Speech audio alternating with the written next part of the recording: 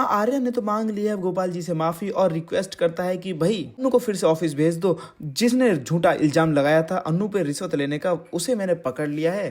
गोपाल जी बोलते भी कि आखिर कौन है, तो वहीं अब आर्य तो बात टाल देता और कहते हैं कि कंपनी का एक एम्प्लॉय है। तो वहीं दूसरी तरफ अब गोपाल जी कहते हैं कि माफ़ कीजिएगा मगर अन्नू उस ऑफिस को दोबारा ज्वाइन नहीं करेगी। हाँ, अब सिद्धि माता पहुंची हुई होती हैं अब आर्या के घर पे, जहाँ पे अब आर्या की माँ पूछती है कि आखिर मेरे बेटे की ज़िंदगी में खुशी कब आएगी। तो वहीं अब वो कहती हैं कि तुझे किसी अपने के पास जाना होगा, वही बता सकता है कि आखिर तेरी बेटे के जीवन में खुशी कब आएगी। जहाँ दोस्तों आपको देखने को मिलने वाला है कि भाई जब आर्या ने मीरा को बुलाया हुआ होता है तो उसके बाद मीरा खुद पे खुद ही सॉरी बोलना शुरू कर देती है और कहती है कि मुझे पता है सर कि कल की पार्टी से आप बहुत ज़्यादा अपसेट हैं, मगर मुझे नहीं पता था सर कि ये सब कैसे हुआ। मुझे पता है कि मानसी मैम ने मुझे जो करने के लिए बोला था मैंने वही फॉलोअप किया था और इवेंट मैनेजर को वही मेन्यू दिया था।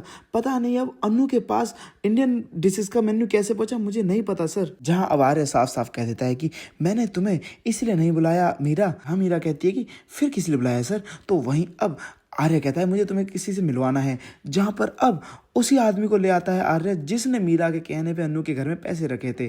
तो वहीं अब मीरा के तो पसीने छूट जाते हैं। तो जहाँ पर मीरा से पूछता है आर्य क्या तुम इसे जानती हो। तो मीरा बोलती कि नहीं नहीं मैं नहीं जानती सर, इसे कौन है ये। तो वहीं अब उस आदमी से पूछता है कि क्या तुम इसे जानते हो। तो वहीं अब बोलता है कि यस सर मैं जानता हूँ, इन्होंने ही मुझे पैसे दिए थे अन्नू मैडम के घर में रखने के लिए। जिसके बाद अब मीरा बोलती कि झूठ बोल रहा है ये, मुझे पता था सर कि आप अन्नू को बचाने के लिए कुछ भी कर सकते हैं, आप मुझ पर ऐसे आरोप नहीं लगा सकते। तो ये आर्या कहता है कि मैं तुम पे ऐसे आरोप नहीं लगा रहा हूँ बल्कि पूरे सबूत लेकर आया हूँ। जहाँ पर अब वो वीडियो दिखाता है जिसमें वो आदमी अन्नू के घर जाता हुआ दिखता है और उसके बाद वापस आता हुआ दिखता है। तो वहीं अब आर्य कहता है कि अन्नू के घर पे सिर्फ यही आदमी पहुंचा था हमारी टीम की इन्वेस्टिगेशन से पहले, और मैंने इस आदमी का बैकग्राउंड चेक किया है मेरा अच्छे से, इसकी कोई तुमसे दुश्मनी नहीं जो ये तुम्हारा नाम लेगा एवे ही। जहाँ पर अब बहुत चिल्लाकर बोलती है मीरा की आदमी झूठ बोल रहा है। तो वहीं अब साफ साफ कह देता है आर्या की काश ये झूठ होता मीरा तो सबसे ज़्यादा खुशी मुझे होती। जहाँ पर अब गुस्सा करता है आर्या और कहता है कि तुमने जब से पहली बार अन्नू इस ऑफिस में आई है, जब से